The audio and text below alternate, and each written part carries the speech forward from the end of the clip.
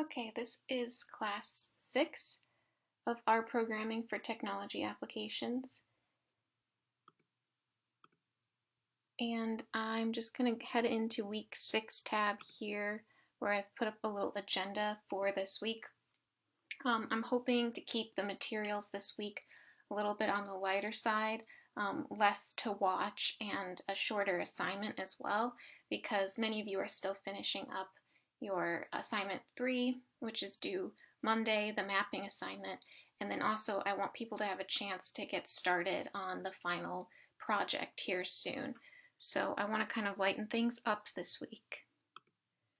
But we're going to start talking about modeling and analysis in R, and I'm going to do a few demos with this housing data set for this video. I'm also going to post a video about cluster analysis with the iris data set, which you've already seen, and I mentioned that it's a data set that commonly gets used to demonstrate cluster analysis, so you'll see a YouTube video of that later.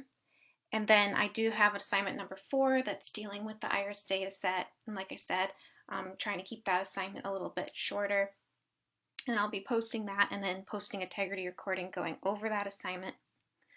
And there's a couple reminders that the online learning activity number 2, the deconstruction of an R analysis that you find online, possibly using the RBlogs data set or the RBlogs website that I posted, which is right here as a reminder in the syllabus. I have it in there. This is a good place to go look for an R analysis or an R blog post and sort of look at the libraries they use and find something that you're interested in and that you want to discuss with the class. And then this will just be a 5-minute presentation that will be given at the beginning of class on Monday, April 15th. So that's our next and last in-person class that we're having. And then also students who are online are going to have to do integrity recording. So that's just a little reminder to do that. And if you need any help with getting the integrity recording up, you can email myself or John and we can help you with that. And then the assignment that I'm posting for this week is not due until April 21st. And I have a few readings posted. There's the ones in your R for Data Science book, the chapters on modeling and analysis, but I also have this reading here called Common Statistical Tests with Examples in R. And someone shared this with me and I just found it to be a really useful resource for some of the statistical tests that you probably recognize from when you took statistics, but they've got examples of it in R for each one of them. So one thing with this class is there's no way we're going to be able to get to all the types of analyses and models that people build in R because there are just so many, and there's tons of packages beyond base R for doing specific types of modeling that we can't even cover all of it. But I wanted to put this up here so in case, for example, you know that you're going to do a Mann-Whitney test or something like that for your thesis project, you can go look this up and look at how to actually write it in R. And the other handy thing about this guide is it talks about how all of these statistical tests in R are some sort of abstraction of the linear model. So they all are sort of variations on, this equation, which I learned as y equals mx plus b. So they all involve some sort of y-intercept and some sort of slope. And so they've got a breakdown of the equivalence of the linear model for all of these different statistical tests, so you can actually see how it's factored into the math. And so we're just going to be focusing on the linear model and looking at its outputs and summaries today, and as well as we'll see some outputs of Anova as well. But I think that's a good place to start because you can see how the linear model is factored in to many of the tests that you're going to want to run on your data. So definitely take a look at this resource that I posted, but I am going to go ahead and get to the example. And I'm going to be using Ggplot, and you guys have seen that Ggplot's a little bit verbose, so rather than me slowly typing it out during the course of this demo, I've loaded up everything. I've got it all typed out and stuff, so I'm just going to discuss it as we go along and remove the comments and then run these different parts of the demo. So the data that we're going to be modeling with today is actually a built-in data set, and I should say that, you know, since I'm going to be using Ggplot, and I might use dplyr here, let me zoom in, and I might use dplyr here, I've got library Ggplot and library dplyr called as well. And the data I'm going to be using is the Texas housing data set that is provided, I believe, with Ggplot. Let's see here. I've got a list of all of the data sets that are built in, and yep, so under Ggplot package, Ggplot2, it lists Texas housing data set, which is described as housing sales in Texas. So if we run this, and I just call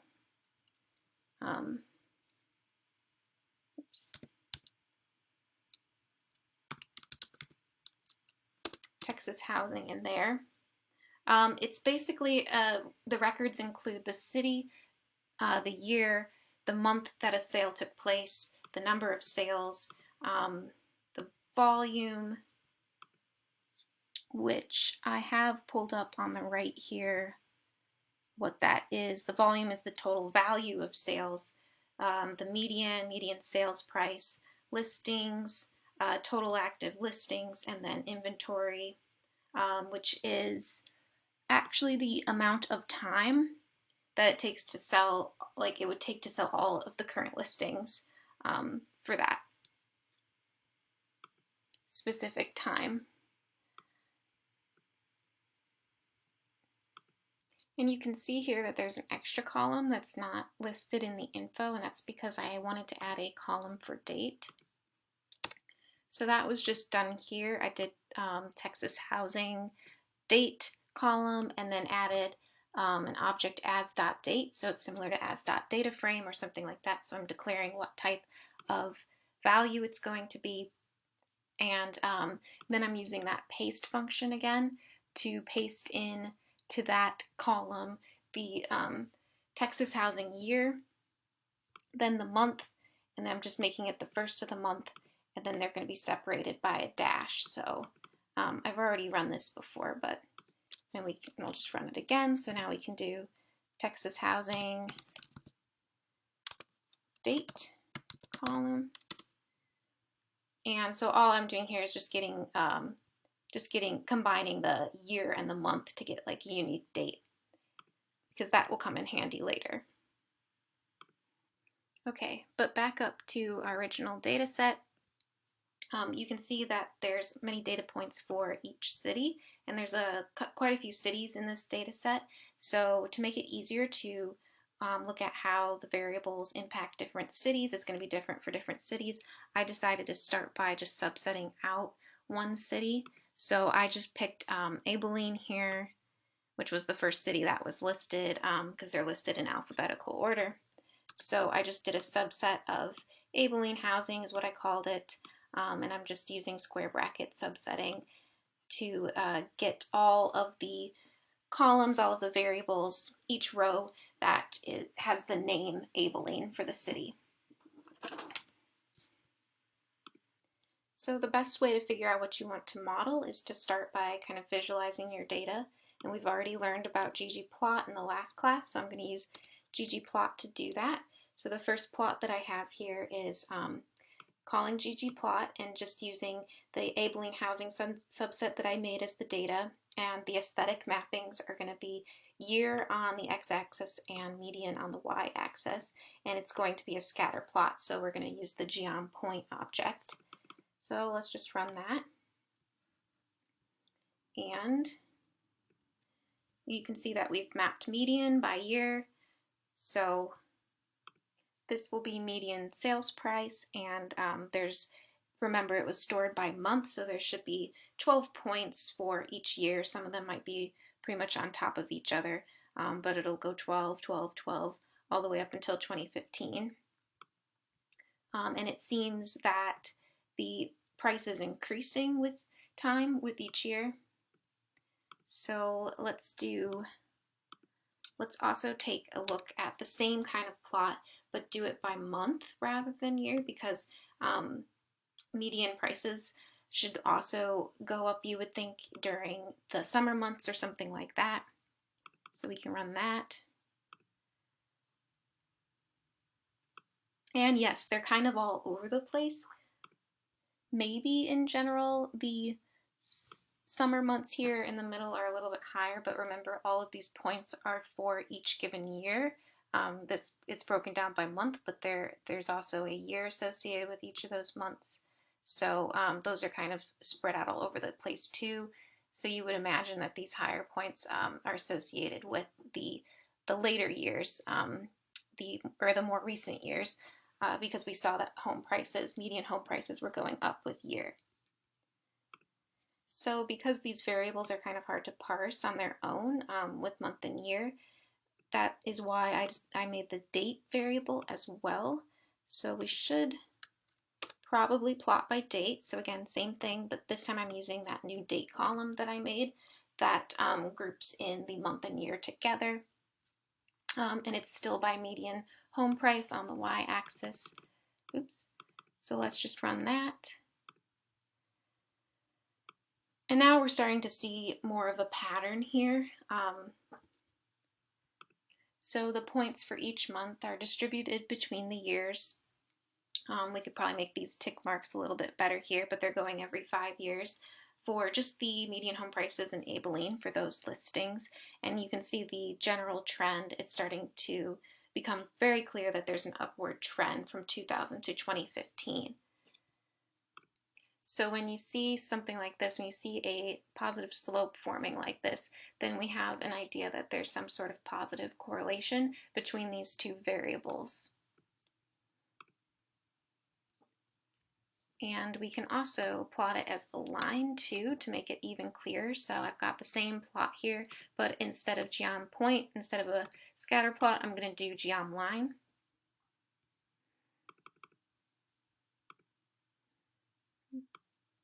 And so that just connects the points into a line. And so you can see that fluctuation within the year. It usually is down at the beginning of the year because it's like the first of the month, or sorry, first month would be in January, so it's in the winter, climbs up a little bit in the summer, goes back down, and there's some fluctuation within any given year for those dates, but in general, the trend is upward. So that makes sense to see. And as I mentioned, we're starting to see that there's some sort of positive correlation going on here, but we can actually check that correlation using the core function in R, COR. So I'll just search that over here quick so we can take a look at it. And so correlation is going to take, or core, is basically going to take the two things that you want to compare, so X and Y. And so I'm going to give it the Abilene housing subset date, and I have to convert it to as numeric because core takes numeric values to compare, or numeric variables to compare. And I'm going to compare it to the median, and we're going to get the return down here when I run it of what their correlation value is. So in this case, it's saying that they're highly positively correlated because it's a correlation of 0.9. And if you remember from stats, the most positive correlation would be 1, 0 would be no correlation, and then you can also have a negative correlation. So you might see a value of negative 0.9, and that would mean that they were strongly negatively correlated. So instead of that upward slope that we saw here we would see it going the opposite way. The slope would be going the opposite way if they were negatively correlated. So we're starting to see a trend here that we could perhaps model. But before we fit a linear model to the Abilene housing, I'm just going to do a plot. If you remember in the Texas housing data set, there were a bunch of different cities. So I'm basically going to do the same plot that I just did for Abilene, but I'm going to do it for all of the cities that are in the Texas housing data set.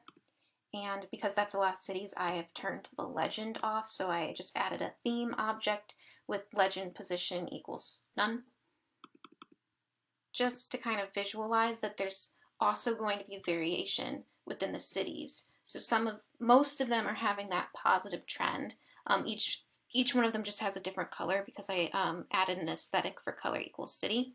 Most of them are having a positive trend, but there's some with a lot of variation, and some that have less of a slope, and some that have more of a slope.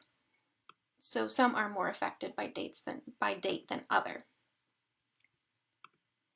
I can also visualize individual cities. So this is the same thing where I'm using the whole Texas housing data set, color by city, but I also added a facet wrap here, which you remember breaks it into those little windows. So I'm going to get a little window for each city in there because it did it by city. And I turned the legend off again. So I'll run that. Might take a second here because there's a lot of cities. There they are.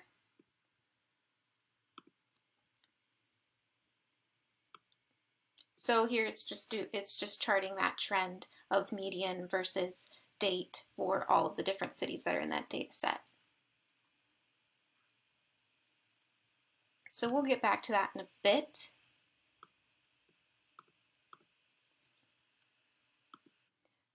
But let's just focus on doing our linear model for the Abilene housing first, and then we can fit it to other cities as well. So in order to do a linear model, you just use the function called LM.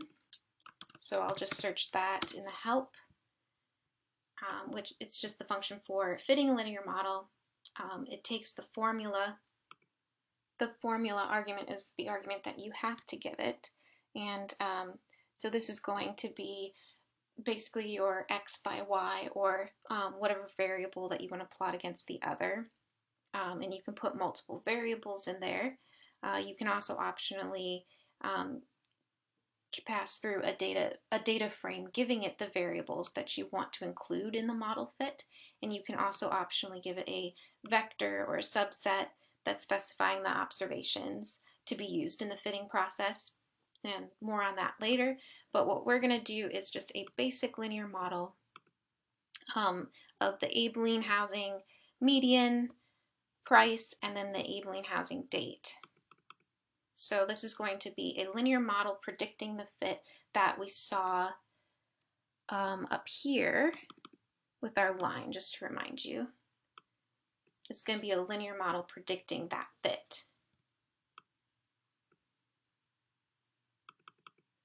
So we'll run that, and I'm assigning it to the variable M, which just stands for model. It's kind of convention, like assigning a data frame to DF. So it ran, M just showed up in my environment. Just go ahead and take a look at M and summary of M.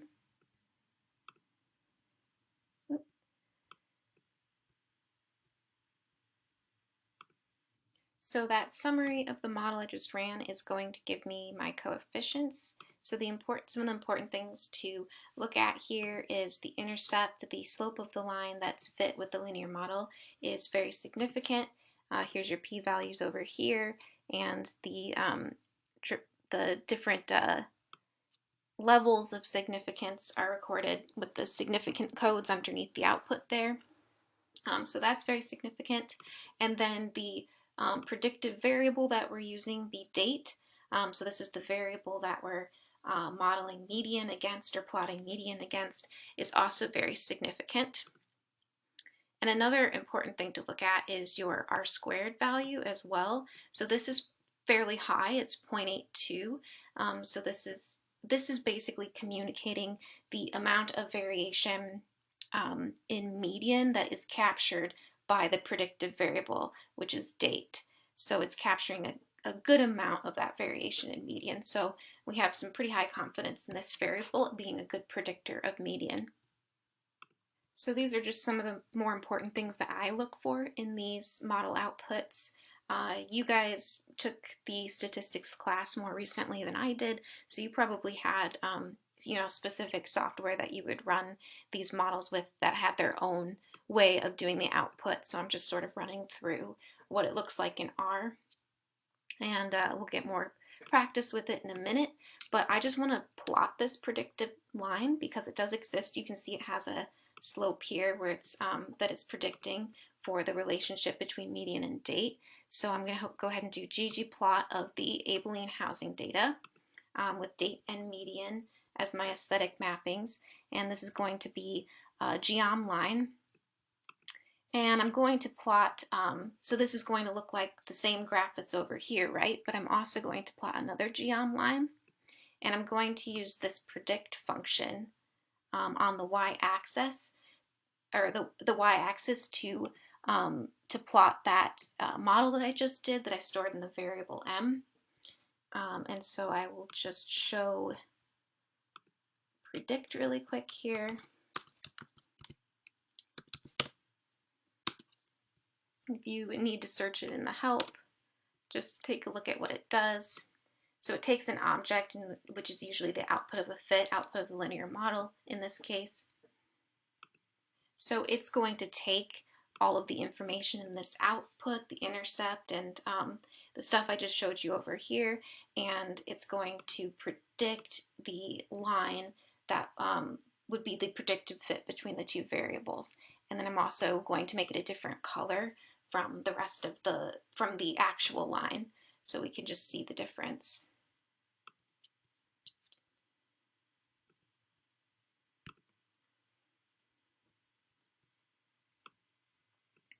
And so there's our predictive line. This is just a straight linear model that's just predicting the slope of the line, and it's not really capturing some of that variation between months, but we can try to do that. Try to do that over here. You can use different types of lines for your predicted fit. So I'm going to do another linear model and assign it to the output m, where I take the same formula of plotting the housing median by the housing date in Abilene, but I'm going to use the sign function here. So this is just going to make the variable that I give it, it's going to try to fit it with a sign-like shape. And if you don't remember what that looks like, I've just gone into Wolfram Alpha here and searched sign of x. So this is what I'm applying to that variable, and it's going to try and fit it with this sort of curvy line. And so I've given it the variable Abilene housing month, because as we saw, there's some variation within the month here. So you can add additional variables on the right side of this formula. You can put as many as you want in there to be used in the predictive fit. So hopefully this will produce a line that will account for some of that variation with the month variable. So we'll run that, and we'll take a look at the summary here.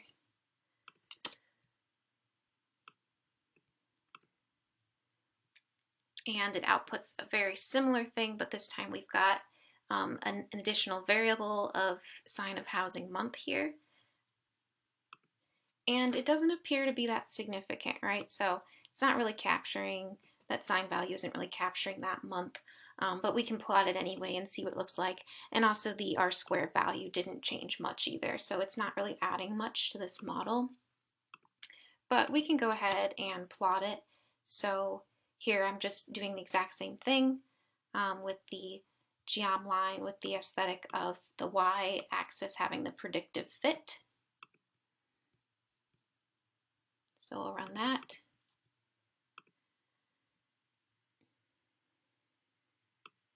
Okay, and so it's trying to fit that sine-like shape to the months, but it's not really capturing that variation too much.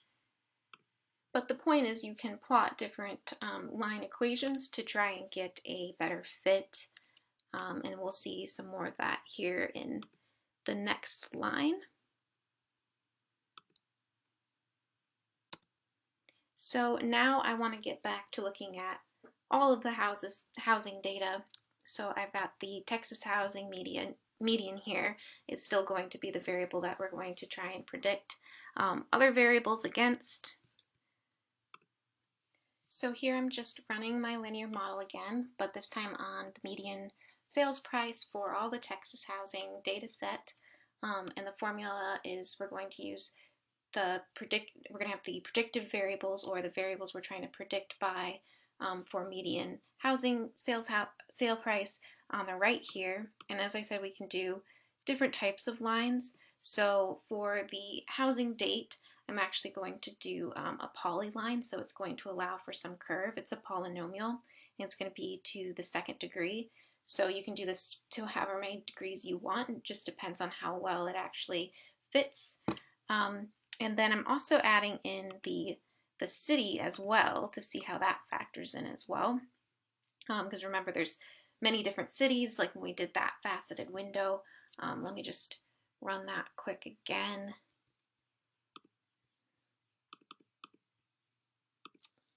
Where we had all the cities, and you can see they kind of have a similar trend going up. So now we're going to try to predict those fits for the cities, the different cities, like we did for Abilene. And so I've got the city variable in there as a predictive variable.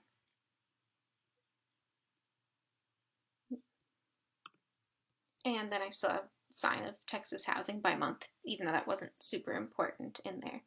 So let's just take a look at how that pans out here.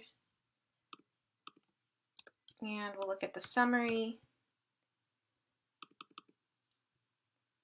Running that. So this summary is going to return the results for all of these cities. And many of them are showing very strong predictive results for those variables, just like we saw with Abilene, but some of them stand out. There's the city McAllen there. Port Arthur is kind of not showing much significance. There's probably something going on in Port Arthur, as well as Texarkana.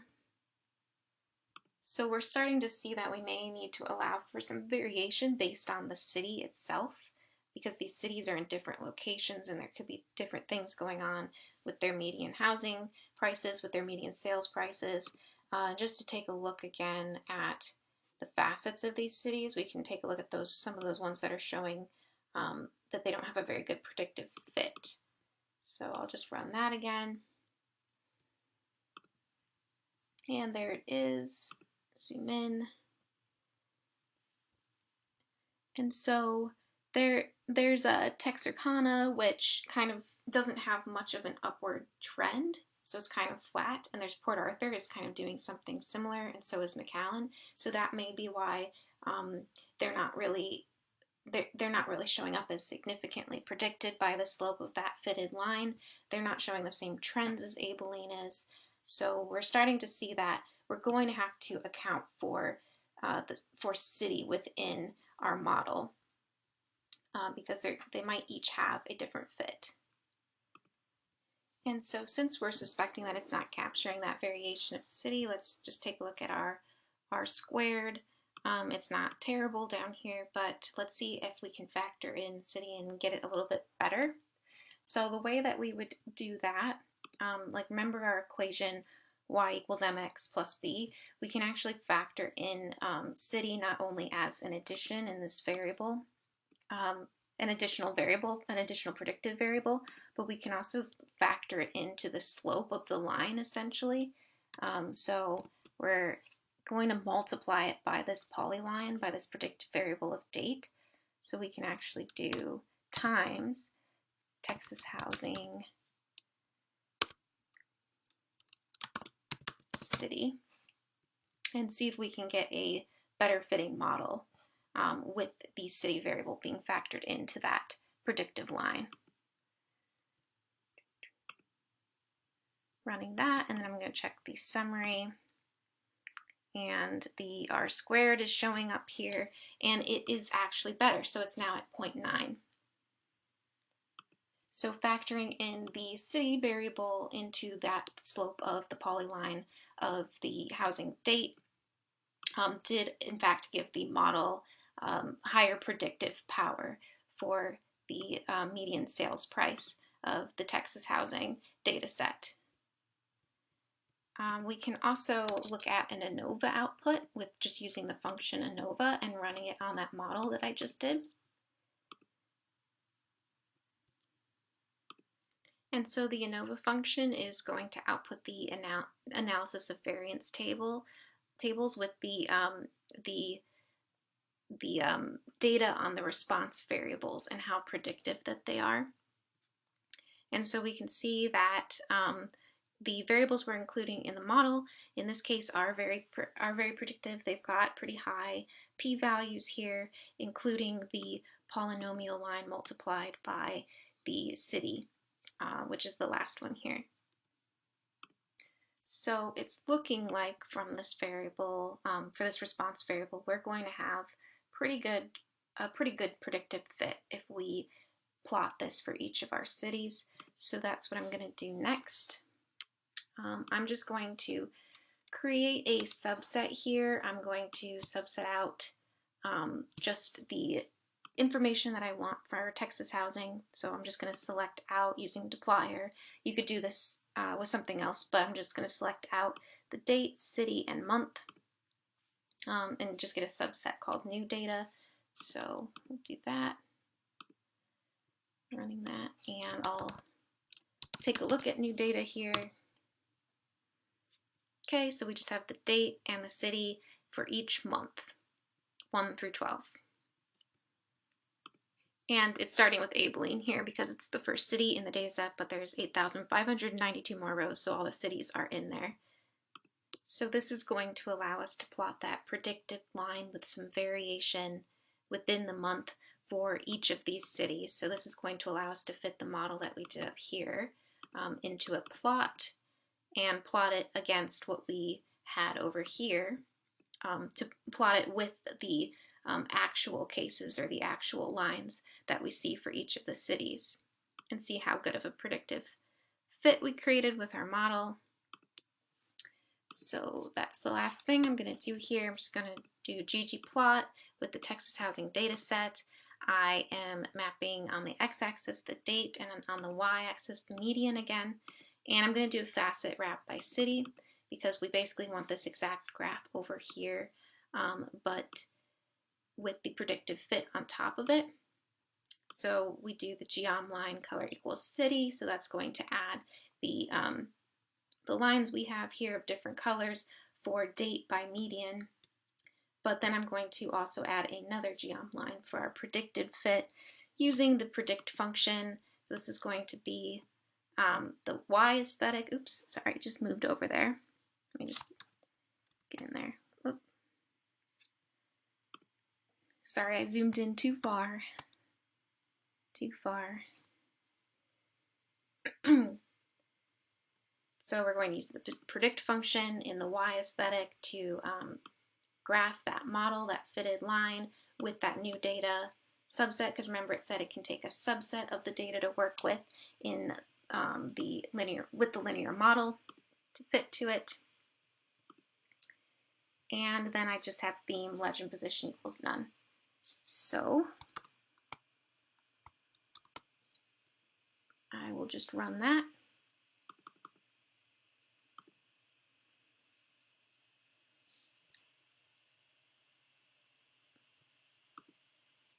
And it took a minute to run, so I paused it while it was running.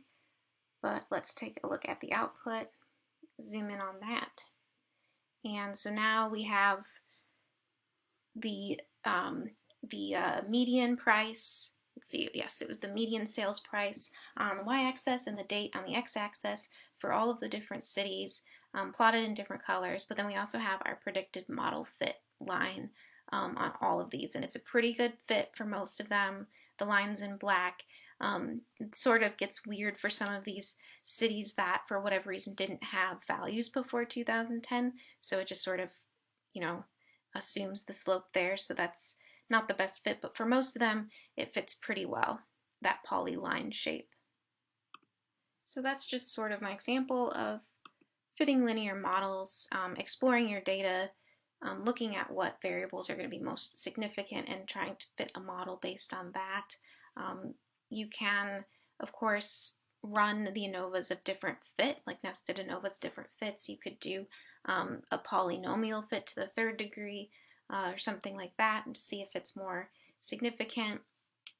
But it just sort of takes some data exploration and messing around with this formula to sort of figure out your linear models. But again, many of the statistical tests that you're going to need to run in R are going to be variants of this linear model, of this y equals mx plus b. I'm not sure why it's a here. So I just wanted to show an example of that formula to get us started, and then your assignment will deal with the IRIS dataset, but it will be doing very much the same thing we did here, except much smaller. It'll be a much smaller analysis, but basically just getting practice with looking at the outputs, what are considered significant predictive variables of your linear equation, and then looking at the outputs and plotting them in Ggplot. So I will be posting the review of the assignment number 4 at the end of this class. It'll be the last integrity recording, just to kind of go over what I expect for that one. But again, it's going to be a shorter assignment because I want you guys to have time to be getting started on your final project, and also you have that online learning activity to present for next week for our last in-person meeting in class 7. And so the next video will involve the cluster analysis of the IRIS dataset, which it's going to be k-means clustering, which I mentioned is a common analysis that they use the IRIS dataset for as an example. So I just wanted to throw that in there. I'm not sure if you will be using it in this class. Of course, you can use it for spatial clustering as well if you wanted to do some sort of analysis that way. I just wanted to include it as sort of a data mining tutorial to just as an introduction to that type of analysis in R. And finally, I will be posting all of this with comments up on the GitHub page. I will be pushing it there in a little bit. I just have to add some descriptive comments, and then it will be up there. So that's all I have for this demo with the Texas housing data.